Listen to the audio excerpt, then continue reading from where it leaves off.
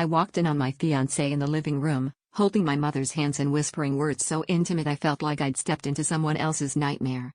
At first, they both jumped apart, laughing it off, saying they were just rehearsing vows for the big day because mom wanted to help him nail the delivery. I tried to brush it off, but something in the way they looked at each other made my skin crawl. My fiancé had always been close with my family, but this was next level weird, and my gut kept twisting tighter every time I replayed the scene in my head. The tension in the house grew thick enough to choke on. My mother was suddenly extra invested in every wedding detail, and my fiancé started disappearing for hours, claiming work stuff. I kept telling myself I was being paranoid, that wedding stress was making me see things that weren't there. Then, as I was finalizing the guest list, I found a legal envelope buried under paperwork on my mother's desk. Inside, marriage certificates. 2 names. Theirs. Dated a whole month before my engagement. I confronted them, and for the first time, they didn't have any words. My mother just looked at her feet.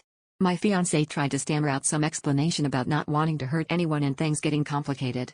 My world collapsed in on itself as I realized every sweet thing he'd said to me, every bit of advice she'd given about finding the right man, had all been a lie. I screamed, I cried, and they just stood there, guilty and silent. Now the wedding is off, obviously, but what no one sees is that the real betrayal isn't just losing them both. It's realizing I'd spent years shaping my entire identity around the approval of 2 people who never really saw me at all. The twist isn't what they did, it's how empty I feel now that I see myself, maybe for the first time, without their shadows.